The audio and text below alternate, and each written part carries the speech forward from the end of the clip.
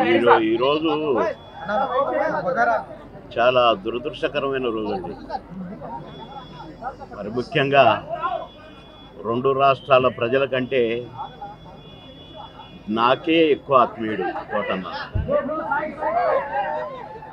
కోటన్న. నేను సినిమాల్లోనే కాదు, బయట కూడా ఒంటరిగా కలిసినప్పుడు కూడా, ఫోన్లో మాట్లాడుకున్నప్పుడు కూడా ఆ సెటైర్లు యాజ్ ఇట్ ఈజ్గా సినిమాల్లో ఎలాగైతే పాము ముంగిసలాగా అలాగే ఉండేది. మొన్ననే ఫోన్ చేశాను, మొన్న సాయంత్రం ఒక షూటింగ్ సందర్భంగా ఫోన్ చేస్తే ఎక్కడున్నావురా అన్నాడు. వాళ్ళని దగ్గర ఉన్నన్నా అన్న. అరే ఎప్పుడు వస్తావు అంటే రేపు వస్తానా అన్న. అంటే చాలా బాగా మాట్లాడాడు. మామూలు జోక్ ఆ సార్లేవో ఇవన్నీ ఉంటాయి కదా మావి. ఆ సెటైర్లతోనే మాట్లాడుకున్నాము ఒక 2 నిమిషాలు. నాకు షార్ట్ రెడీ అన్నా, నేను సాయంత్రం మాట్లాడతా మళ్ళీ అని సాయంత్రం చేస్తే పడుకున్నారు. అదేదో మందు వేశాడు డాక్టర్ గారు అని చెప్పారు. పెద్దమ్మాయి చెప్పింది, కోటన్న పెద్దమ్మాయి. సరేలే నేను రేపు వస్తున్నాను చెప్పు, లేకుంటే ఎల్లుండి పొద్దున వస్తానమ్మా అని చెప్పిన. రమ్మన్నాడంట. కానీ ఈయన వచ్చేసరికి ఆయన లేడండి, వెళ్ళిపోయాడు.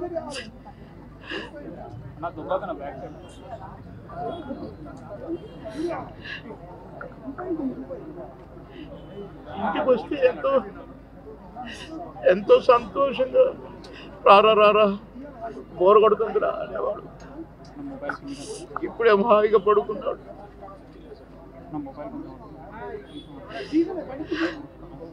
సొంత అన్నదమ్ముడు, కోటన్నకు తమ్ముడు ఉన్నాడు, కానీ నేనే అసలు తమ్ముడుగా ఫీల్ అయ్యేవాడు.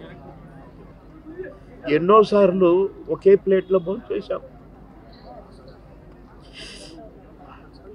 అన్నం ముద్దలు కలిపి పెట్టేవాడు. తినబాయ్, టైం తక్కువదిరా అని అనేవాడు.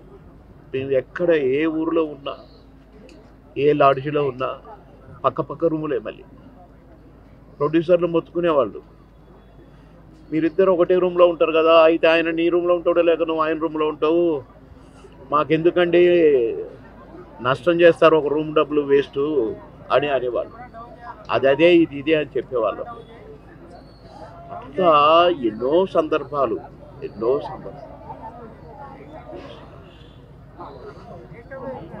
మాటలకు అందనే సందర్భం.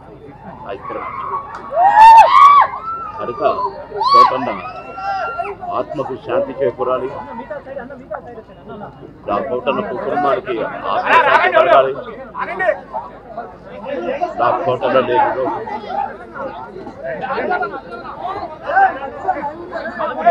కోటన్న